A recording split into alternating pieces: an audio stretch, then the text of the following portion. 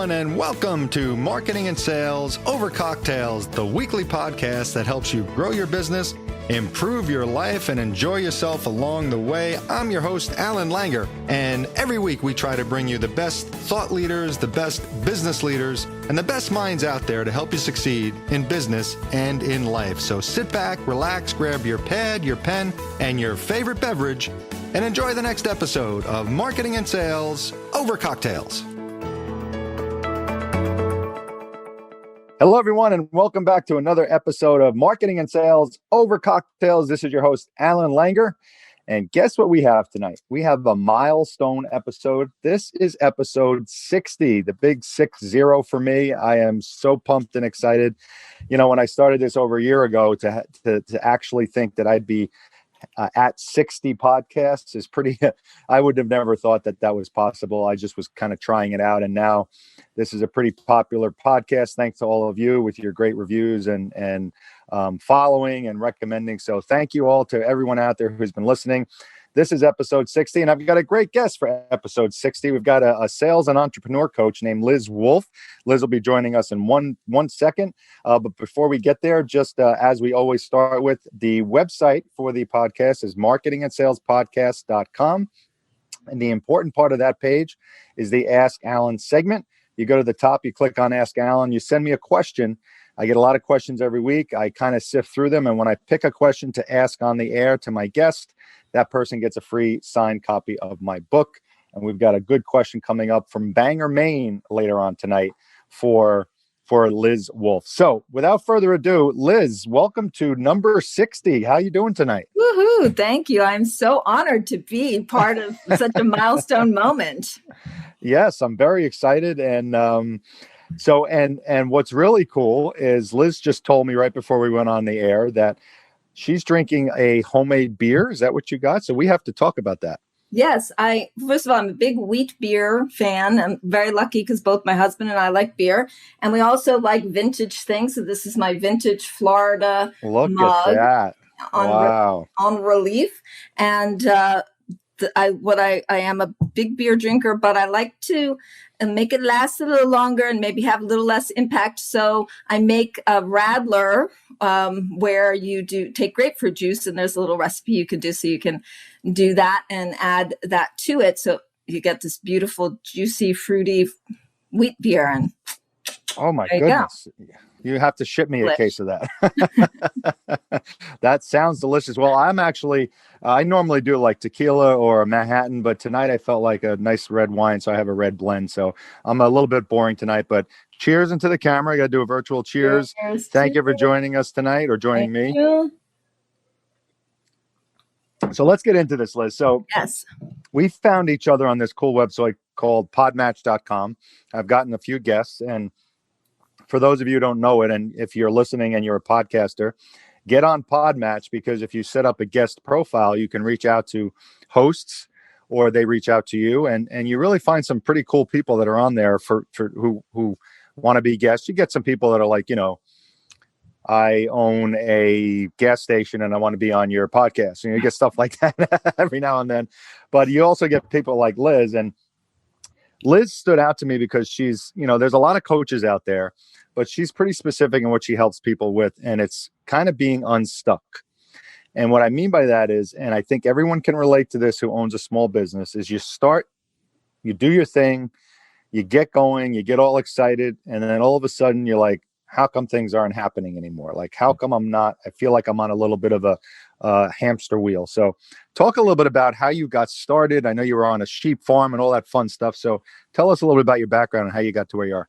Absolutely. And that is 100% almost to a person. Anyone I talk to, when they come to me for coaching, that word stuck. I basically just sit there and wait for them to say it. And eventually they say, I feel stuck. And so that is definitely something that resonates. And I have felt that way too, because I am a business owner and I have been for 25 years. But before I started that, yes, I grew up on a sheep farm. Now you got to get the joke because my last name is Wolfe and I grew up on a sheep farm. So I never realized. I never put that together. That's awesome. So our slogan when I was growing up was Wolf's the name, sheep's the game. And we had t-shirts made up with that. And we had a cottage cottage industry. We sold products that we made from the sheep, from the wool. My mother was a beautiful fiber artist, and she could basically sew or knit or create anything. She's also an incredible cook. So we would sometimes even go to fairs and sell food. And from a very young age, I was spinning wool and talking to crowds of people at like age 11. I have a picture to prove it, wearing a colonial outfit. Okay. Wow. And this Very is what cool. we did. This is how we made money. And that was the kind of interesting, fun part. But then the not so fun part was the part where, it's not always successful. If you've ever gone to one of those festivals where you just walked past the vendors and Yeah. you don't want to get too close because you thought they might think you were going to buy something and then disappoint them.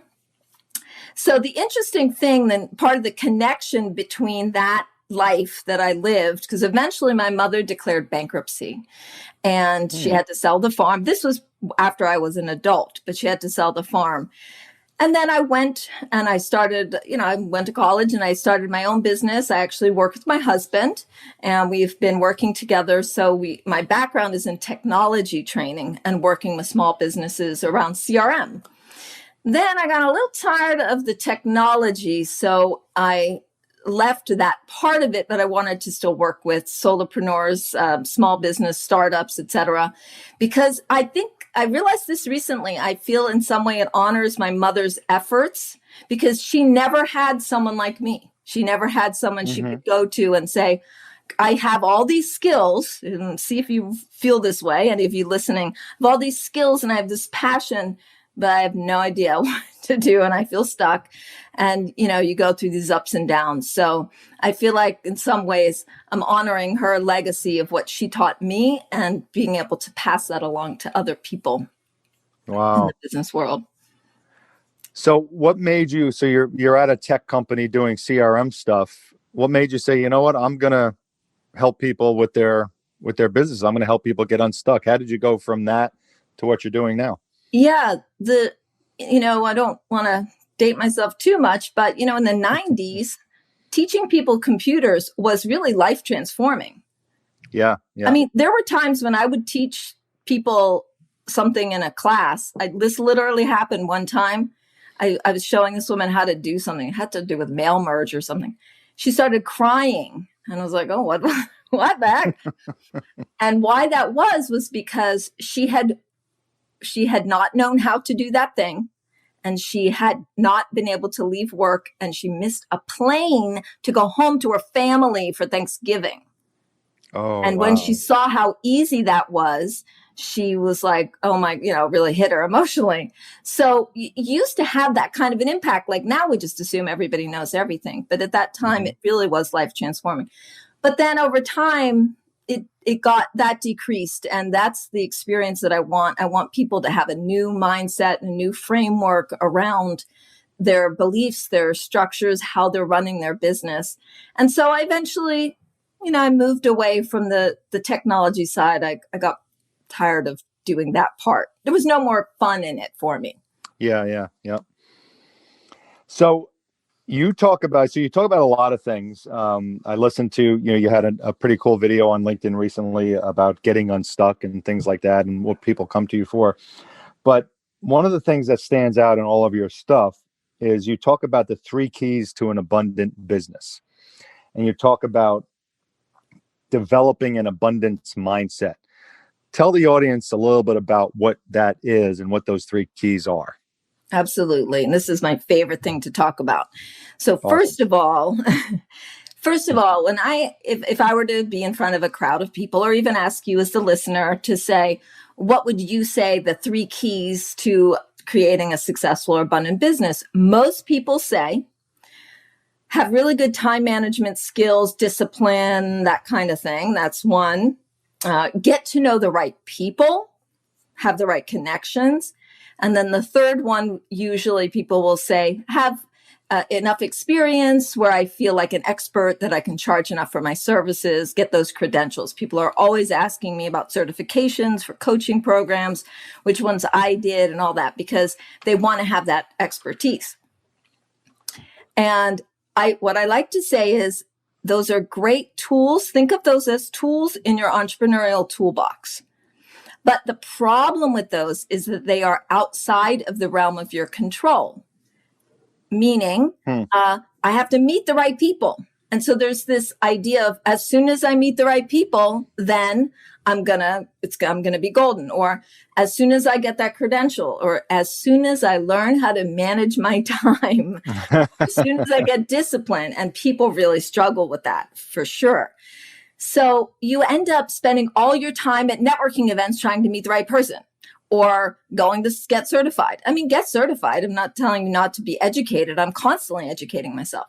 But those are outside of the realm of your control. So through the processes of both my own personal development and learning about abundance and studying it and having that experience growing up on the farm, which was a very strange experience of both scarcity and abundance all the time, because we're on 148 acres. And if you don't think 300 sheep is abundant, you've never hung around 300 sheep. But, and yet the scrambling and the feeding, you got to feed them and all this stuff. So through time, I developed a new system, the 3 keys, which are, number 1, to ask powerfully. So I'm going to tell you more about each one in a moment, but ask powerfully is the first key. The second key is to give wholeheartedly. And that's sometimes a surprise to people because they think the second key will be after you ask, I should be able to receive. But there's an in-between step of giving. And then the third is to receive graciously. And all 3 of those are skills that you can hone on your own. I see. Yeah. And I can tell you more about each one, but I don't know if you have any immediate questions before I. So ask powerfully, give wholeheartedly, and receive graciously. It sort of reminds me, there's this great book by Bob Byrne called Go Givers Sell More. Instead of go getters, he changed it to go givers. And the whole book is about, if you have a giving mindset, things will come back to you. And if you have a giving mindset in a sales situation, you'll actually sell more because you're not in it for yourself. You're in it for your customer, which is obviously, that's how I train. So I really like number 2, give wholeheartedly. But let's start with number 1. What do you mean by ask powerfully? What does that mean? Does that mean ask with conviction? Know what you're talking about? What do you mean by that? Yeah, actually what I mean is to be specific. I mean, to be specific about what you want. So first and foremost, when people say to me, what's the most impactful way to get what I want? Or what's the most impactful thing I can do to grow my business? I say, ask for what you want. And you're a sales trainer and coach, so I know that you have this come up. You get on these wonderful sales conversations, you get to the end of the conversation, and then you get off the phone and you don't actually ask for the sale. So number 1 problem with small business owners, number 1 in sales. 78. I saw a statistic a couple of weeks ago. 78% of small business owners do not ask for a sale on the initial conversation or during the sales conversation. It's remarkable, actually. Yeah. So you can see how impactful that be. Even if we could reduce that to 50% or 30%, see how impactful that just to ask. And it doesn't have to be a hard sell, right? It can be so what's your feedback about what we just talked about? Or are you interested? Or just some question. So that's alone by itself is asking. But the reason I talk about asking specifically or powerfully is so frequently we are so vague. Like, again, we go back to the sales conversation. Are you asking for the sale, or are you beating around the bush and not really asking for what you want? Or I'm sure this comes up with money a lot. Like, people don't ask specifically for the amount of money that they want to be earning in this gig or something along those lines. So by asking powerfully, what I'm saying is be clear about what you want. That's the first part of all the work that I do with my clients is get clear on your vision. And by being clear and asking for it, some people say, including me, that you're actually creating it. Do you know that abracadabra, loosely translated, is I create as I speak? That's a really cool little... That is really cool. Of course, somebody may be listening to this going, that is not what that means, but that's what I've heard it means. So if it's not, I apologize. But I create as I speak, abracadabra is the magic word. So we are asking for what we want. We're literally creating it because we're saying, this is what I want. So an example is, don't say, I want to make more money next year. Say, I want to increase my profits by 10%, or I want to make $150,000 in my business, or whatever it is. Right. $5 is more money. And I know that's not what you mean. Right. And you're so right about that. When you set goals, they should be very specific rather than saying, I want to find a new job, and that's it. But what you're talking about, I think it's, I don't want to use the word epidemic loosely because of obviously what's happened the last year, but the not passive aggressive, the passivity of business people and salespeople in communication is so prevalent. And what I mean by that is everyone is so afraid to be direct and to be specific that they always are beating around the bush. They're always trying to soften what they say. And for example, like emails are a great example of it. How many emails do you get that start with, "Hi, Liz, I hope this email finds you doing well"? First of all, whoever talks like that in real life? Nobody. And then they go, "I'm just writing to ask you if," or "I'm just writing to tell you that." Just don't tell me what you're going to tell me. Just tell me, like, "Hi, Liz, did you get the proposal I sent yesterday?" Not, "Hi, Liz, I hope this email finds you well. I'm just writing to see if you got the," like, it's such a waste of time. And you're mentally trying to like soften the blow of the question when really even the person receiving it just wants to get the question. They don't want all that stuff. And I think people really have to learn how to do that. Absolutely. I don't know if you're on Clubhouse yet. I am. Yeah. So I'm on Clubhouse. So I've been listening in quite a bit. And one of the things that I noticed is that before anybody says anything, they qualify it. And then at the end, they disqualify it. They'll say, so give me an example. Yeah. They'll say like, "Oh, thanks for letting me speak on your stage. I'm so happy to be here. I mean, I won't take too much time, but so anyway, here's my question." And then they ask their question and then they talk. And at the end, they say one of these things. They'll say, "Hope that made sense," or, "Oh, okay, I'm done now. Anyway, I'm done. I'll stop talking now." And so I'm anticipating this pathetic something. And then at the end, I'm reinforced that, yeah, that was pretty pathetic. I mean, and then right. They're all sitting around listening like, "Oh, just ask your question. Please just ask your question." Just ask the question. It's really amazing. And you're so right. And that could be just a course on its own, is just like, ask the damn question already. Kind of, that should be the name of the course. You and I will run it. How about that? Ask the damn question. Exactly. We'll do a Clubhouse together. Ask the damn question already. And one other point on the asking is that why are we so hesitant to ask is because we have gotten mixed messages. Like if you're sometimes, I don't know what your parents were like or the listeners, what it was like, but sometimes if you went to somebody else's house, you weren't allowed to ask for anything. Like you were not right. Impolite. It was impolite to ask. And then, but if the other neighborhood kids came over to your house, then it was like, "Why don't you just ask me?" So you get these mixed messages.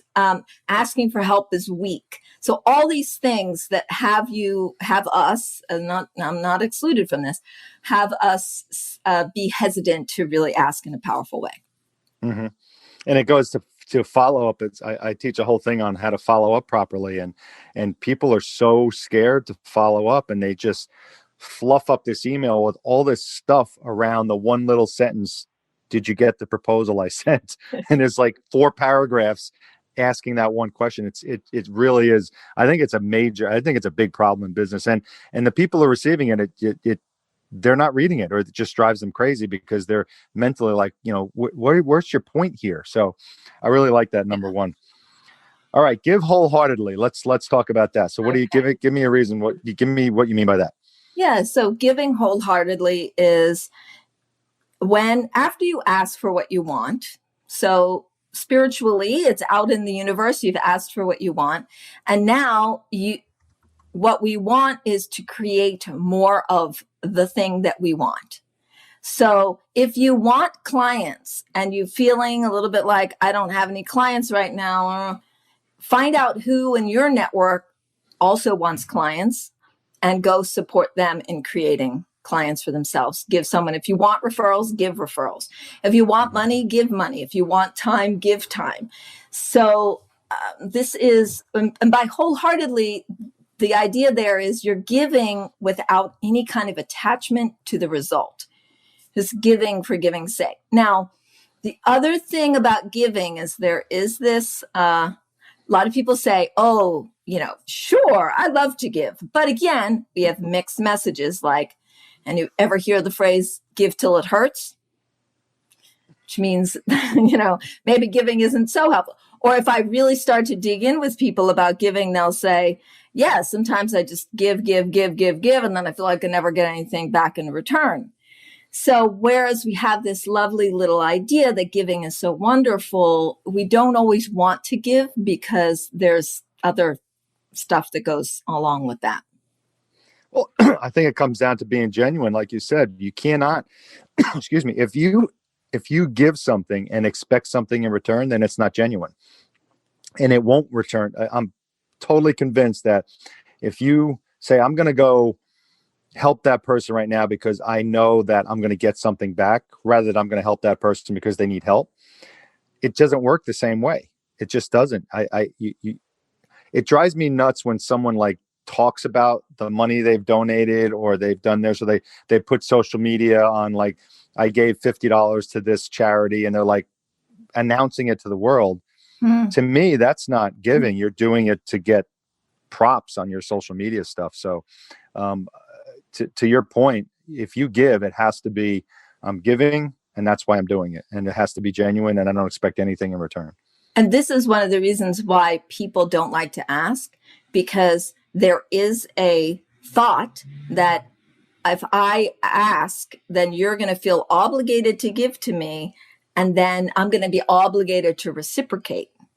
And I don't want to reciprocate. This is one of the things that I tell people is you're allowed to ask for anything you want and you don't have to reciprocate. But this is the way our culture has it set up, is that there's this sort of reciprocal thing that's happening and you can just give.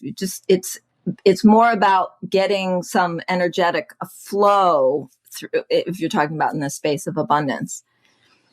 If you do it in a way where it's just for the act of giving, it's amazing how good you feel. At least for me, I can only speak for myself, but I remember when I first kind of, you kind of grow up and you know that giving is the right thing to do, but you always have ulterior motives to give. Everyone, sometimes is taught that. And I remember once when I was probably in my 20s, I decided to, and again, I'm not saying this to tout that I did this, but it taught me the feeling of giving.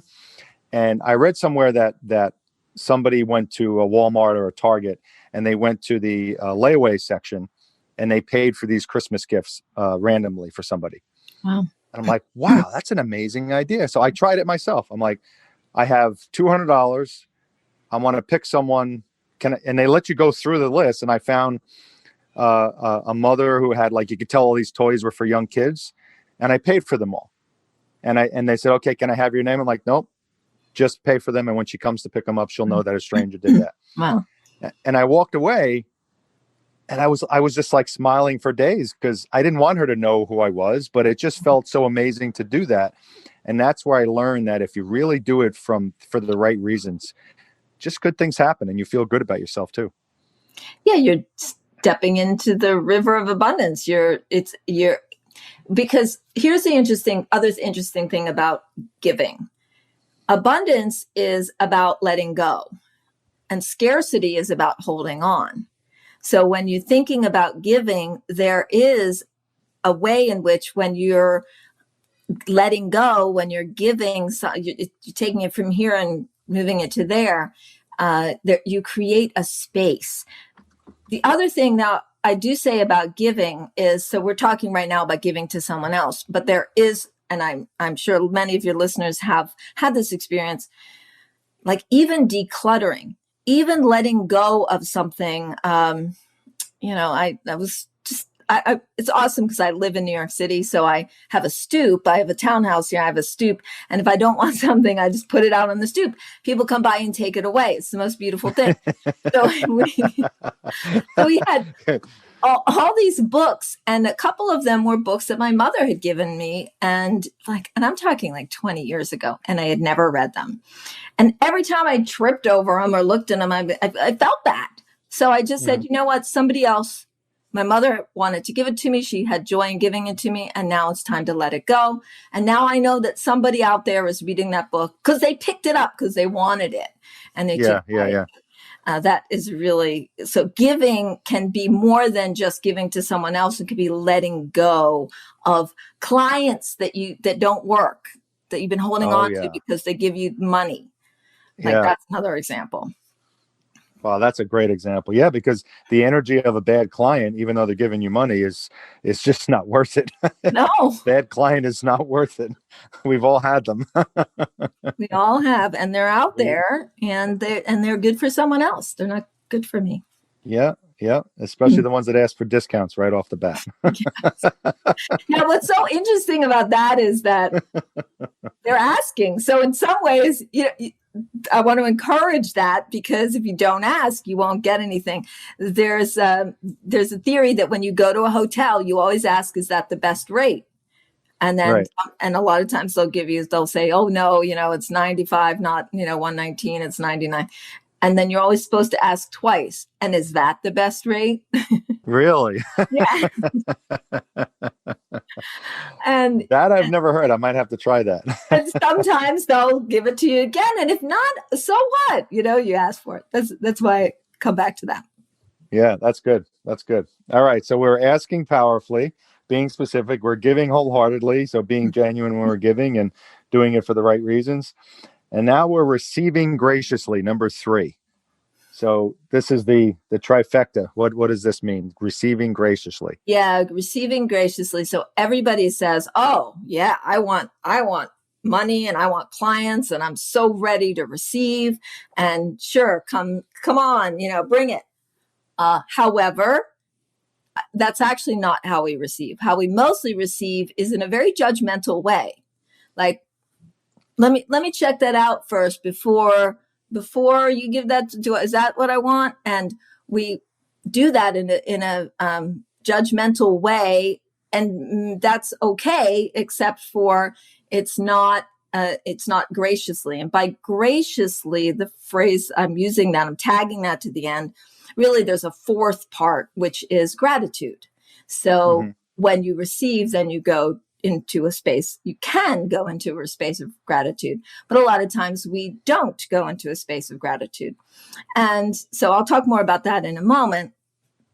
So do you have house plants? I don't see any plants behind you. Do you have? Not behind me, but do I have? Yeah, I have a few somewhere else in the house, but not a big house plant person. Yeah, I'm not. I mean, I grew up on a farm, so you'd think, oh, green thumb. No, not really. But I can tell you how to catch a sheep, but I'm not really. But I have one plant. Actually, I have 2 now because I got an arrow garden that I have tomatoes growing from, which is part of the video that I had talking about today. However, so I had one house, one of those ones that you can barely kill, except every once in a while I look over it and it's all droopy. So when I pick it up, it's very light. So I always water my plants at the sink. And the reason for that is because as soon as I pour the water in there, it's going to go right through, because the soil isn't already a little bit moist. And so it cannot absorb it. So that's the way we are with receiving. We are not a context of receiving, of receivability. So when things come to us, often they go right out. Lottery winners, if you do any research on lottery winners, most of them end up losing or going bankrupt their money. And the only ones that don't are the ones that had money before they won the lottery of any kind. Because they have not expanded that context of receiving. So the work to do there is to and again, go back to the gracious, is to practice receiving graciously. Like, I have a philosophy. If somebody offers me money, I say, yes, I receive it. And like, if I give someone a ride and they say, can I give you money for gas? I say, yes, thank you. Because I want money. So I want the universe to know that I want money.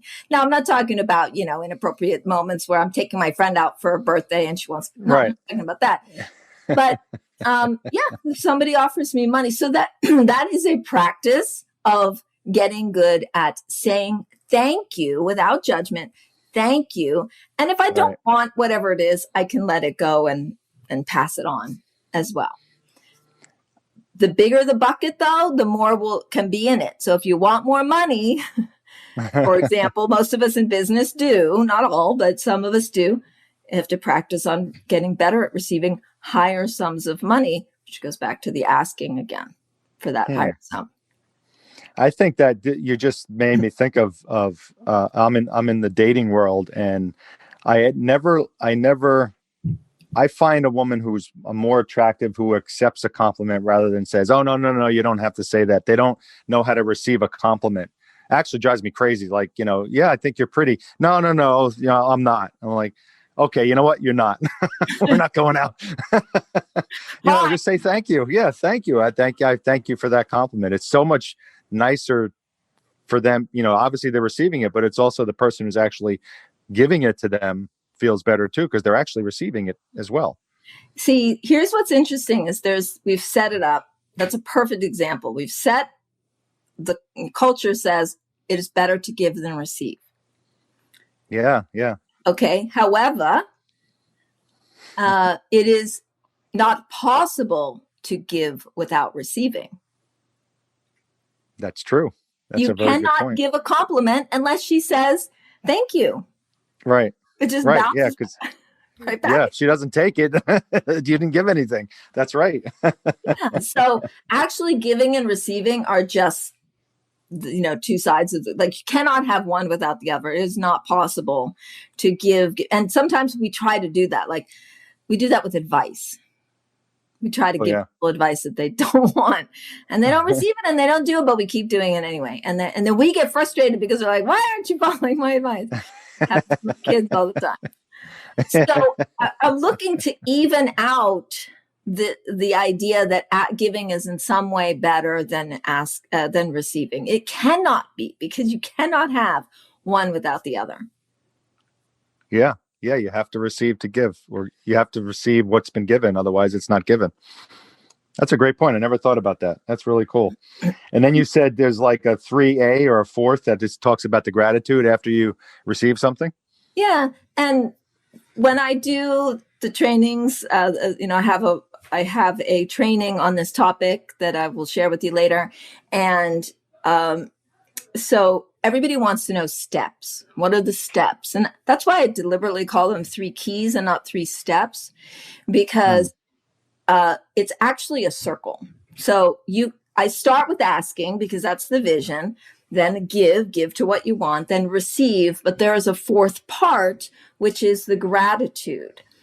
Now, if I take that and go, well, instead of just going linearly, okay, now I got it, so I'll be grateful. If you can put it in a circle, like if you write those 4 things out in a circle, the thing about gratitude is you can feel gratitude without any reason to feel gratitude.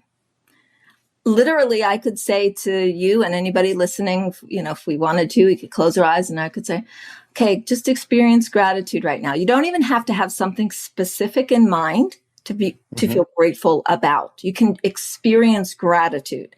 So there's many, and it's a really great book called 365 Days of Gratitude. He decided to write a thank you note every single day for 365 years and completely transformed his life. And it's a really awesome book. So, and many people write gratitude lists, they write in a gratitude journal, etc. But often those focus on things that you already have. So in terms of creating abundance in your business, it's possible to be, and I would recommend that you actually practice gratitude for things you don't have yet. but you say it like this. You say, I'm grateful for my TED Talk. And then you experience the gratitude that you have about your TED Talk. Obviously, I don't have a TED Talk yet. If anybody's listening, then hook me up with a TED Talk. I'm ready. And I can say, I'm grateful for my TED Talk. And I can experience gratitude as if I already have it. And that is another way of asking. And that would complete the circle. And that's just another way of a form of visualization as well, I would assume, right? Absolutely. Yeah, I like that though. You will feel the same. The gratitude doesn't change. The way you feel when you feel grateful doesn't change whether you already have it or not. Right. And you're putting it out to the universe as well in a positive way, because I'm a big believer in, what you put out there definitely comes back. And I experienced that when I wrote my book, and everything changed when I wrote my book. And it's because, I realize, I say this to a lot of people, and when you find what your happy place is, when you find your happy place and you go there and you live there and you do the things that you were kind of meant to do and you feel like you were meant to do, things just, abundance starts to come. Things around you sort of become a little more balanced, and, just everything just feels better. It literally happened to me. I can take it back to almost to the minute where I realized that when I wrote my book. So all of this is making, you and I are definitely on the same wavelength on this. That's for sure. And that's, if you read any of the law of attraction stuff with Esther and Jerry Hicks and all those things, it's about your vibe and connecting in. And that's great. And I'm, a little bit woo woo. The quote I love is Wayne Dyer. He says, abundance is not what you acquire. It is what you tune into. And that is where, and to go back to this feeling of being stuck. So one of the reasons we feel stuck in our business is because we're not present to the work that we've done and the results that we've already created. You would not feel stuck unless you were in the game. People that aren't in the game don't feel stuck because they feel happy because they're drinking a beer on the beach or something. They're doing whatever they're doing. Maybe they may not be happy, but they don't feel stuck because they're not doing anything. So the people listening to this podcast are not doing that. But if you feel stuck, very often it's because you're conjuring the experience of, I haven't made any progress and I keep focusing on the scarcity in my business and I don't have enough money yet. I don't have enough clients, etc. And you're not acknowledging what you have created and being grateful. That's where being grateful for what you don't have yet really comes in handy, because you can be present to that and experience that. And we all know that when we feel better, we do better in our business. I mean, nobody wants to get on a sales call like feeling mad or sad or afraid. Right. I also think a little tip that this I kind of realized myself recently is, and again, we all do this as business owners. You and I are small business owners, and you think, I didn't send out enough proposals this month, or like, I don't have as many clients. You kind of have that. Your brain always goes negative first. And I said, you know what, I have a proposal software, so proposals are in there. But I'm like, I'm going to actually type up all the proposals I sent out and all the ones I've won physically. I'm going to type it. And I spent an hour doing that. And it totally changed my entire attitude, because I'm like, wow, look at all of that. I did this. And it wasn't, I would have never guessed it was that many that I had sent out and that many that I won, because my brain was still going to the negative, like, because I didn't get that one this week. But when you look at your whole, body of work over a year and you retype that and you kind of did a good job, you'll feel a lot better about yourself. That's for sure. That's, one of the things I think misnomers about setting goals is setting goals is about creating results. That's nice. I want you to have results. However, when you set goals, a couple of things happen. One is you can then, if you're tracking it and you're accountable to it, you can go back and look to say, actually, I did create all that. Because any given day of any given week, we all have to-do lists that are so long and things we haven't done yet. I heard this quote, new level, new devil. No matter which level you're at, when you want to get to the next one, new level, new devil. And so you're going to always be left with that. So I think that's a really awesome experience to go back and acknowledge what you created. That was a great exercise. Yeah.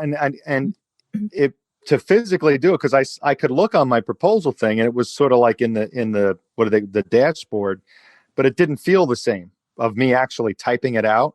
And I just kind of put it on a spreadsheet and I saw it in one place and I was like, wow, I actually have had a pretty decent year so far. So whoever's listening, I recommend doing that. Yeah, great. All right. Well, we are flying along here. We're almost at 40 minutes already. So it's time for the Ask Alan segment. Okay. And we're kind of touched on this a little bit, but it's going to be pretty specific. So we have someone called Sydney. I don't know if it's a male or female.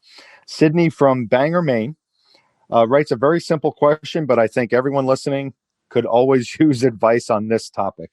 She writes, I am just starting a brand new small business, and I'd really like to know some tips for better time management. Pretty simple question, but Sydney, I'm sure everyone just perked up who's listening and saying, yes, what do you got? So what do you got, Liz? All right. What I got for that, I am assuming that you're asking that because when you're just starting out in business, it feels like there's a lot to do and you're not sure what to do next or what to do first. And you find yourself procrastinating on or not maybe focusing on things that are less important. And time management, often when you're starting out in business, is I'm not doing what it is that I say I want to be doing, even though I've written an endless list to help me get organized. So my best tip for any time you feel stuck or just that procrastination comes up is I ask myself this question: what am I resisting right now? What I mean by that is usually I'm avoiding doing something, and there could be 20 reasons that I'm avoiding it. Maybe I have fear, maybe I don't like doing it, maybe I've never done it before, maybe I don't know how to do it.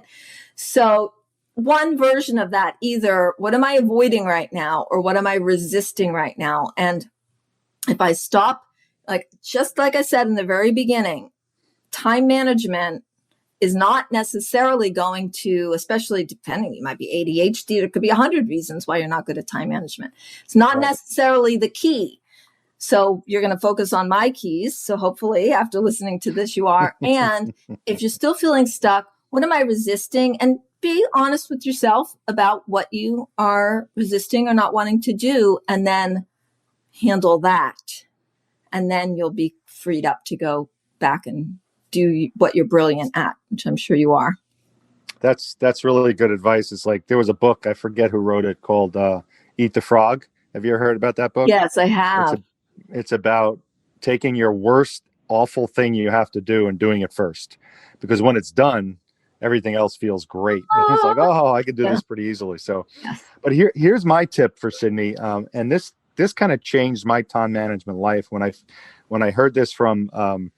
I was speaking with a business coach out in Switzerland, and she told me this, and I just thought it was brilliant. So everybody has their to-do list. Like you said, you can have a to-do list that's so long, you look at it and you get overwhelmed, and you're like, oh my God, I've got 40 things to do this week, and it's Monday morning. And what happens is, let's say you get 8 things done on Monday.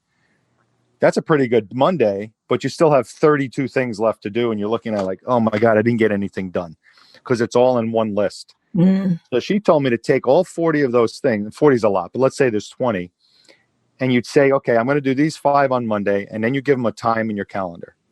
So it's like, I'm going to make this call and it's going to go from 10:15 to 10:30.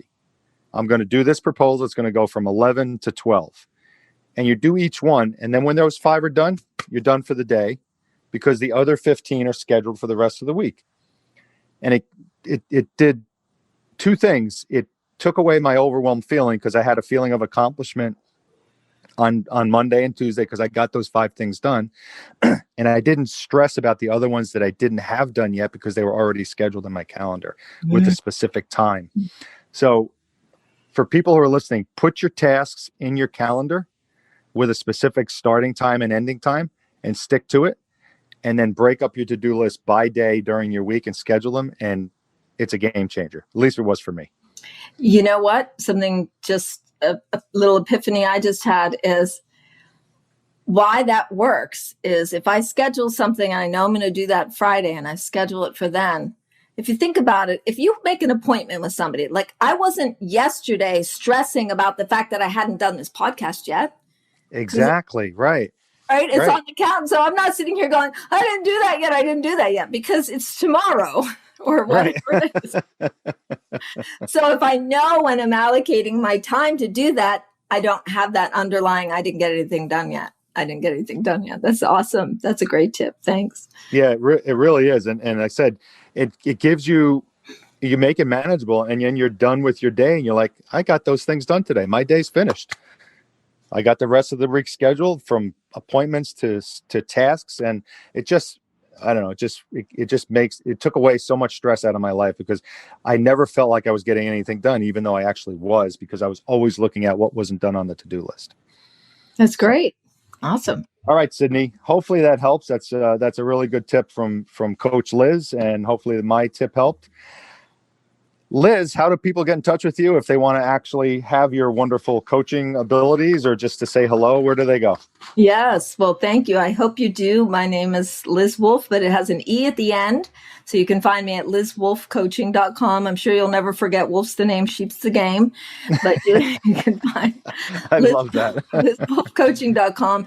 And I do have a training that I am willing to give to your listeners for free that I usually as a paid training, but I'm happy to give it to you. And you can get that on my website at LizWolfeCoaching.com/3 keys, but it's spelled out 3 keys. And if you go on there and just, I'll give you the code so that you can get in for that. And it goes into the asking, giving, and receiving in a much deeper level than we were able to in 40 minutes. So it's a substantial training that you can have. And then there's a way to contact me on my website. Of course, you can reach out to me and set up a business strategy session with me. Yeah, awesome. And you can find her on LinkedIn as well, because she's pretty easy to find on LinkedIn. So, and Clubhouse. All right. Any final words for the audience before we say so long? Thank you. Thank you so much for listening. Thank you for subscribing. And I hope you continue to listen to Alan's amazing podcasts. I've listened to quite a few and I get value every time. So keep listening. Oh, that makes me feel good. and see, giving. And there you go. And I received it. There you go. You received it. I received it like right in my heart. That was awesome. That's great. And as I like to say, I'm only saying it because it's true. And and thank you. Thank you so much for having me on.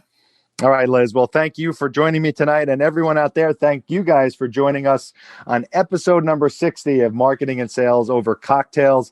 Hopefully we got another 60 and another 60 after that coming up. I'm really enjoying it. So cheers to Liz for joining us from New York City. And if you're walking by, look at her stoop because she might be having stuff to give away. So keep an eye out for that. Everyone, go to the podcast website, marketingandsalespodcast.com. Send me a question. And just like Sydney, you're going to get a free copy of my book, autographed by me. That's it, everyone. We'll see everyone again next time. Take care.